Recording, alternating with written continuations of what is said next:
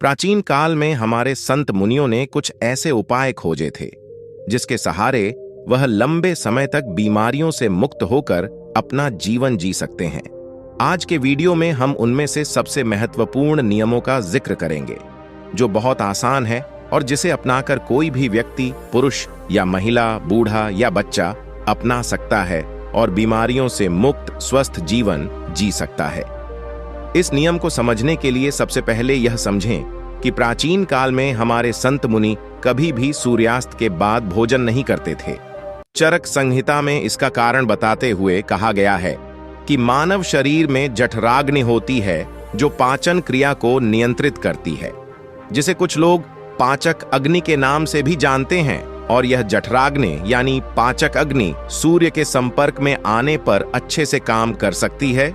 और जब कोई व्यक्ति सूर्य डूबने के बाद भोजन करता है तो रात के समय उसकी पाचक अग्नि सक्रिय नहीं होती है, जिसके कारण धीरे धीरे पाचन क्रिया में बाधा उत्पन्न होने लगती है और इसके कारण समय के साथ शरीर में बीमारियां उत्पन्न होने लगती हैं। यहीं से सभी रोगों की जड़ का जन्म होता है। अगर इस जड़ को यहीं खत्म कर दिया जाए, मिटा दिया जाए, तो शरीर जीवन भर रोगों से मुक्त रह सकता है। अब समझने वाली बात यह है कि जब हमारी जठराग्नि यानी पाचन अग्नि ठीक से काम नहीं करती है तो हमारी प्राण शक्ति को काम करना पड़ता है और हमारी प्राण शक्ति एक समय में एक ही काम अच्छे तरीके से कर पाती है। जब हमारी महत्वपूर्ण ऊर्जा पाचन में शामिल होती है तो हम गहरी नींद नहीं ले पाते हैं और इसी कारण से कुछ लोग 8-8, 10-10 घंटे की नींद लेने के बाद भी सुबह थका हुआ महसूस करते हैं। इसका कारण यही है, प्राण शक्ति की ऊर्जा जो रात के समय हमारे शरीर को अंदर से ठीक करती है, उसकी मरम्मत करती है। फिर यही ऊर्जा रात के समय जब मनुष्य सोता है तो उसके शरीर के रोगों को ठीक करने में अपना समय व्यतीत करेगी और धीरे धीरे इससे आपका शरीर अपने आप ही अपने रोग ठीक कर लेगा। लेकिन इसके लिए आपको अपना रात का खाना सूरज डूबने से पहले करना होगा ताकि सूरज के संपर्क में रहने वाली आपकी पाचन अग्नि बेहतर तरीके से काम करे। यह आपके भोजन को जल्दी पचाने में मदद करेगा, जिससे आपकी जीवन शक्ति अन्य कार्य कर सकेगी।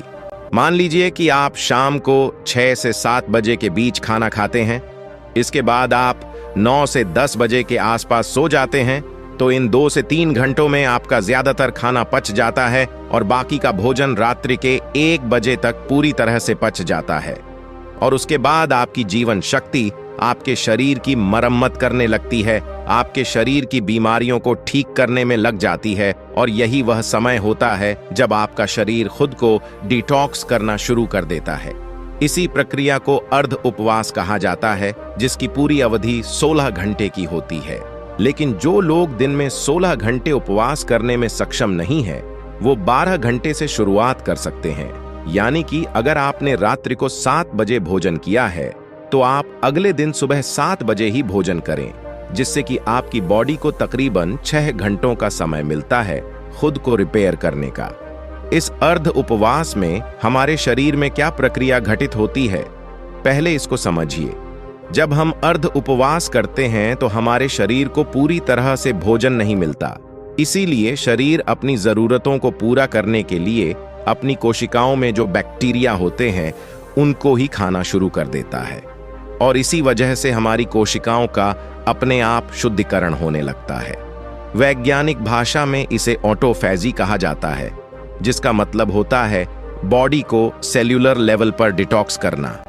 सिर्फ 21 दिन के लिए जो मनुष्य इस प्रक्रिया को अपना लेता है उसकी त्वचा में निखार आने लगता है, उसके बाल गिरने कम हो जाते हैं, सुबह अच्छी ताजगी होती है, रात को नींद गहरी आती है और मानसिक तनाव बिल्कुल मिट जाता है। कुछ लोगों को लगता है कि अर्ध उपवास करने से उनका शरीर कमजोर हो जाएगा, लेकिन अर्ध उपवास करने से शरीर का फैट कम होता है, मसल्स लॉस नहीं होता और मसल्स लॉस नहीं होता, इसीलिए शरीर की क्षमता अपने आप बनी रहती है।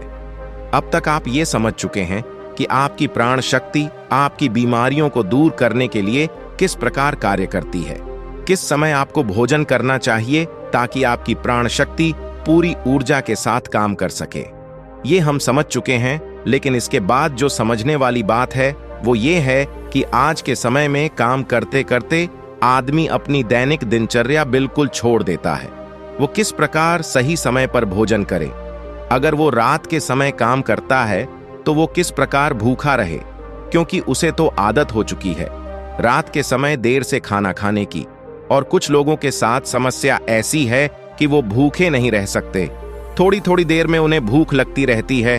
तो ऐसे लोग किस प्रकार इस प्रक्रिया का लाभ उठा सकते हैं? देखिए, अगर आप 16 घंटे का उपवास कर रहे हैं तो उसके लिए आपको बीच बीच में कुछ लिक्विड चाहिए, जिससे आपकी बॉडी भी हाइड्रेटेड रह पाए और आपके शरीर को डिटॉक्स करने की प्रक्रिया भी तेज हो जाए। शुरुआत में अगर आप अपना रात्रि का भोजन 7 बजे कर लेते हैं तो आपको 10 बजे तक भूख लगेगी ही लगेगी। उस समय जब आपको भूख लगे तो उस समय आप नारियल पानी पी सकते हैं। इससे शरीर में बहुत सारे लाभकारी फायदे भी होंगे और आपके डिटॉक्स की प्रक्रिया तेज हो जाएगी। इसके अलावा आपको कॉफी भी पी सकते हैं। और जिन लोगों का वजन ज्यादा बढ़ा हुआ है, जो अपने वजन को कम करना चाहते हैं, ऐसे लोग थोड़े गर्म पानी में एक नींबू निचोड़कर उसको पी सकते हैं। इससे उन्हें अद्भुत लाभ होंगे। कुछ ही दिनों में वो पाएंगे कि उनके शरीर का वजन कितनी तेजी के साथ घट गया है। लेकिन जिन लोगों को ठंड जल्दी लगती है, जुकाम जल्दी होता है, खांसी हो जाती है, बुखार हो जाता है, तो ऐसे लोग रात में पानी में नींबू निचोड़कर कभी ना पिएं। रात को त्रिफला चूर्ण भी लिया जा सकता है, जो कि बहुत लाभकारी होता है। वो आपके शरीर को डिटॉक्स करने में उसकी बहुत सहायता करता है। सुबह आपका पेट अच्छे से खाली होगा। अगर रात को आप त्रिफला चूर्ण लेकर सोते हैं तो जिन लोगों को डायबिटीज या फिर शुगर की प्रॉब्लम रहती है, ऐसे लोग अर्ध उपवास पूरा करने के बाद जब अपना पहला भोजन करते हैं, यानी कि सुबह ब्रेकफास्ट जब वो करते हैं, तो हल्के गर्म पानी में एप्पल साइडर विनेगर, दालचीनी का पाउडर और ऊपर से एक नींबू निचोड़ कर पी सकते हैं। इससे उन्हें डायबिटीज में बहुत राहत मिलेगी और कुछ ही समय में उनके रिजल्ट्स बिल्कुल चेंज हो जाएंगे। उनका शुगर लेवल, डायबिटीज बिल्कुल मेंटेन होने लगेगा। जिन लोगों को हार्ट की प्रॉब्लम ज्यादा रहती है, ऐसे लोग सुबह ब्रेकफास्ट में घी या फिर कद्दू का जूस ले सकते हैं। ये उनकी त्वचा के लिए, उनकी बॉडी को डिटॉक्स करने के लिए और हार्ट के लिए सबसे ज्यादा बेनिफिशियल होता है। जिन लोगों का डाइजेशन ठीक नहीं होता है, ऐसे लोग पानी में अजवाइन और जीरा गर्म करके उस पानी को ठंडा करके पी सकते हैं। इससे उनकी पाचन क्रिया बहुत सुलभ हो जाएगी। और जिन लोगों को अर्ध उपवास करने में दिक्कत होती है, बार बार भूख लगती है, तो ऐसे लोग हल्के गर्म पानी में शहद मिलाकर पी सकते हैं।